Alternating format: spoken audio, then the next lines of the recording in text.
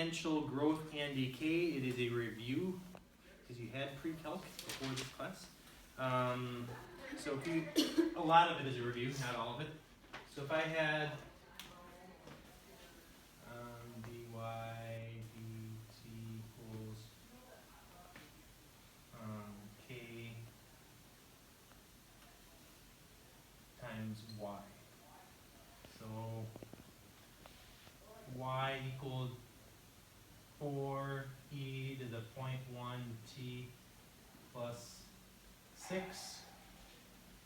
What would dy dt be? I'll do not plus 6. What's dy dt? Yeah, so it would be itself 4e to the 0.1 t times 0.1, right? So if we left it in that form, it would be 0.1 times what our y is, so 0.1. So it doesn't matter what this number is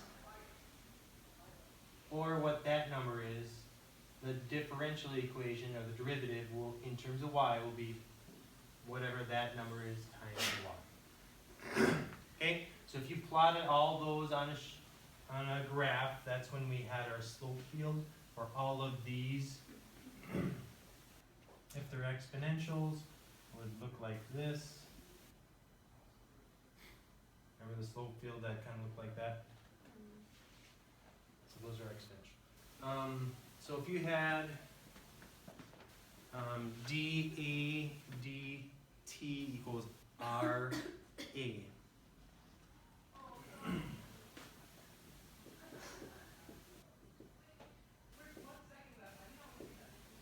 And you want to do solve it, so it's just different letters. It's intentionally different letters. Solve that using separation of variables. Why don't you try doing that?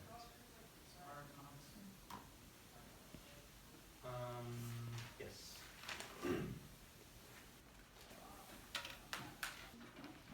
So imagine we had a dy dx equals like x times y. What would I have to do here?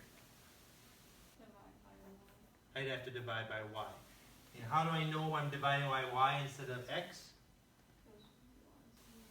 Y is on top. That's called the dependent variable. So we divide by whatever's on top. So here we're going to do what? Divide by a. So move the a's to the left side. R is just a constant. Should we do like the 1 over a thing? Yep. Absolute value, it should be plus or minus at this point. And I have plus or minus e to the rt times e to the c, right? That's the rt plus c is the same as this. So it's the absolute values. So what is, if I move e to the c out front, I now have e plus or minus e to the c times e to rt. It's per. So what is e to the c? Constant. C. What's plus or minus c? C. And if we wanted to make our c p, it would be p e to the rt. And what is that? Exponential decay. Yeah, so Model. something's compounding. Yeah, the model for Yeah. exponential functions. Yeah, so if this was money and we were going to do compounded continuously, we use PERT, where our R is our interest rate, T is the time, P is the principal, and A is the amount. Okay, so this is one version of the exponential. All right. So let's try a problem. That was just kind of a fun little activity. I'm glad you enjoyed it. Thank you. Isn't that weird? Your activity, I mean, your handwriting and Why does our Kira's handwriting look the are same? the same. Kind of. The A's are different. Yeah, but other than that. Yeah, you gotta work in your A's. You've come along quite nicely. I'm actually taking over Wafer's job. I am. All right, so question right out of your notes. This suppose we could make up a different one. Carbon-14 has a half-life of 5,700 years. And find the age of a sample in which 30% of the radioactive nuclei originally present have decayed. Alright, so 30% have decayed. So we could use our formula if we wanted to. It's not the best way of doing it for half-life problems, but it does work. A/R to the T. So this is one version. It's the same thing as this. It's the same thing as y equals y sub 0 e to the kt. All of these are the same. They just have different letters. Sometimes you'll have velocity, initial velocity, e to the kt. Okay?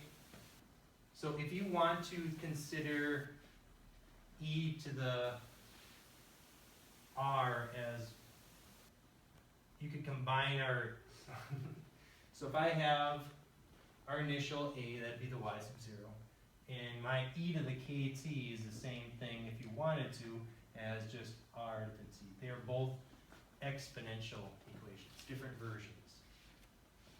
Okay, so it's So what confusing. is the difference between the K and then the R then?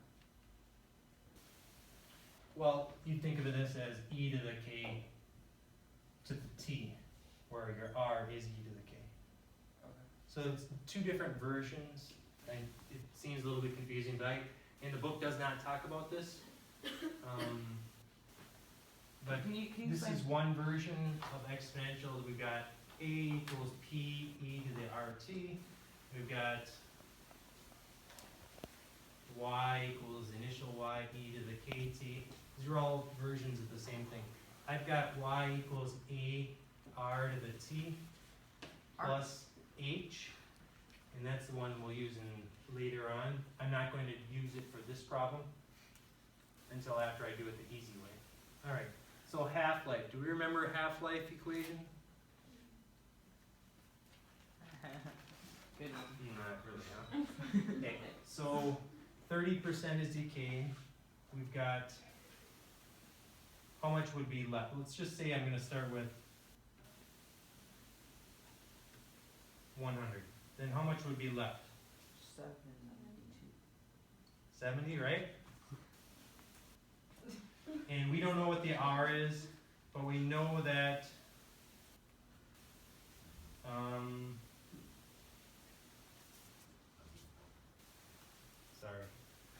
I'm going to say and start with 100, and I know that after 5,700 years, I will have 50 left. Because half-life is how long it takes for something to become half of what it was. You still need the A there even though you have 100? No, sorry. We're gonna have to get rid of this video. So divide by 100, divide by 100, so we get 1/2 equals r to the 5,700. So we wanna figure out what its r is. R stands for the rate or the ratio. You do the 5,700th root of 1/2. You can do that on a calculator. Yeah, you could do the 1 over 5,700.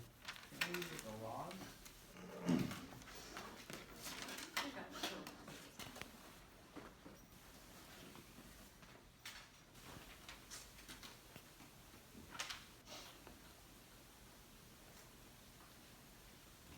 got no. I'm doing it.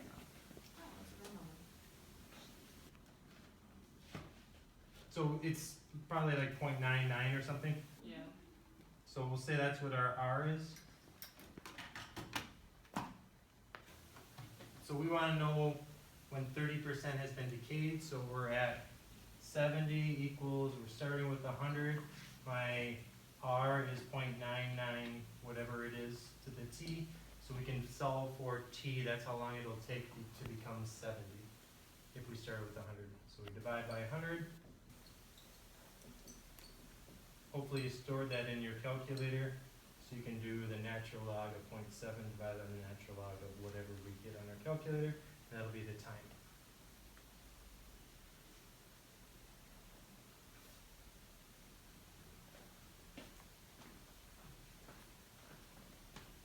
You get an answer? 2,933 years. 2,933 years. That seems reasonable. Okay, so should it be more or less than 5,700 years? Less. Why is it going to be less than 5,700? Because 50% has decayed at that time, and only 30%. Right, and only 30% is decayed. So if it was 5,700 years, we would have 50 left, not 7. Okay, so that's using y equals ART or ART equation. The h on the end here is if you have a horizontal asymptote other than 0. Like if you have a cup of coffee, take it out in the room here, it's going to approach 70 degrees eventually, or whatever the room temperature is. So that's when you would use something besides 0 here. But this is going to eventually decay to nothing, so your h is 0 in this problem. Okay, using the half-life formula, we've got 70, we started with 100, it's 1/2 to the t over whatever your half-life is. And then you can solve for t, you'll get the same answer. So it's your initial, whatever you end up with, half to the time over whatever your half-life is. I don't know if that's in your notes or not.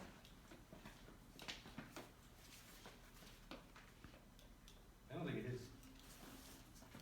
So, whatever, a 1/2 to the t over half-life. One version of it.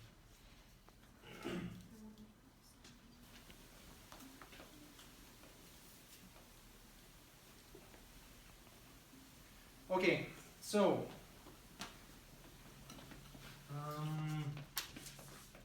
Newton's law of cooling type of problem. We got hard-boiled egg, 98 degrees.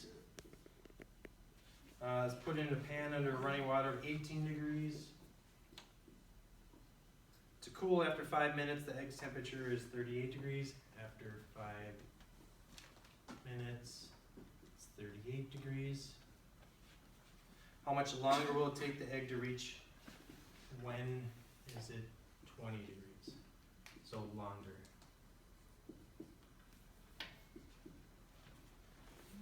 Okay, so I think the book actually shows you Newton's law of cooling.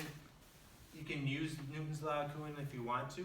I don't do it that way. I use this equation right here.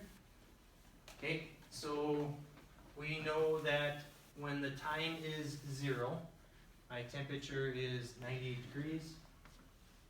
So 98 equals, oh, first of all, we should, what is our h in this problem? Room 18. temperature. It's going to eventually become 18 degrees, right? So my temperature is 98 AR when time is 0 plus 18. So 98 equals A plus 18, so A is 80.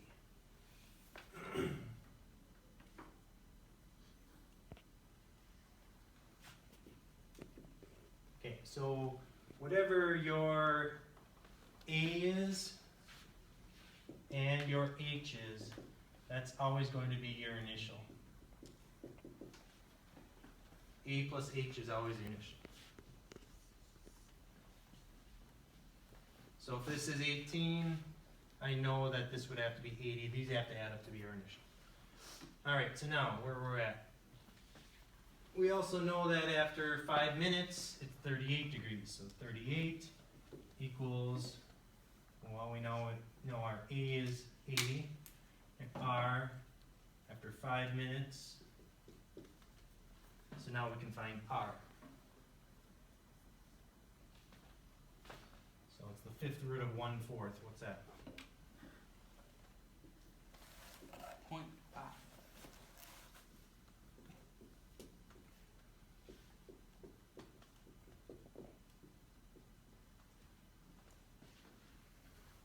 .31 now.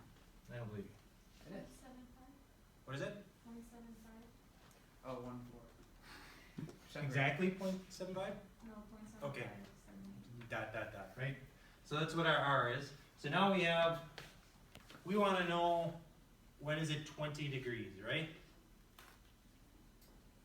So 20 degrees equals A R to the T plus 18. So now you can solve for T. That'll almost be our answer. Where'd you go? I went down the hallway near the staircase.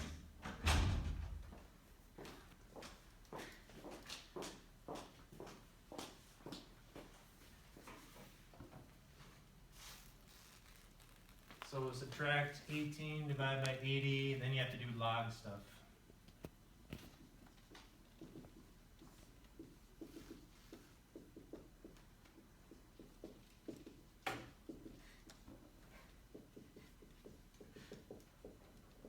So the log of 1/40th divided by log of whatever our R was.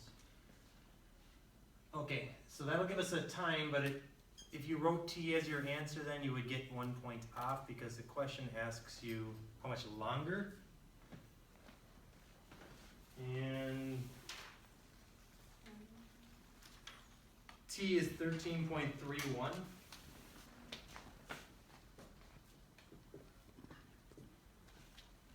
So how much longer would it take to get to 20 degrees? It's already been 5, so our answer would be 8.31.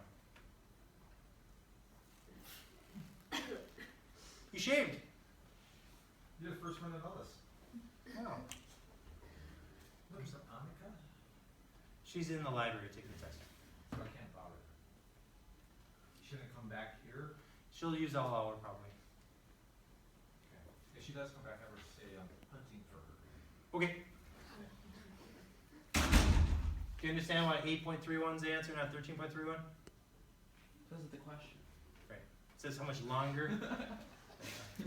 That's I can't believe. because of the question. Yeah, Answer that's is always that. true. Well, because of rounding, you would get 7.8, so how close do we need to be to the answer? What's 7.8? Like the final answer with 0.75 as the rate, you would get, Yeah, I would definitely not use 0.75 as your R. So I would store whatever the fifth root of 1/4 is stored in your calculator and use that, because otherwise you'll be wrong. Good question. Good point. Okay, so if you're doing right here, store that. You know how to store? Store that in your calculator. Store 0.75 whatever in your So- calculator. Questions so far? If you want to learn Newton's law of cooling and use his technique, it's essentially the same thing, but you can use his technique if you want to. I'll give him credit. He's a pretty smart dude. He's dead. That was really close.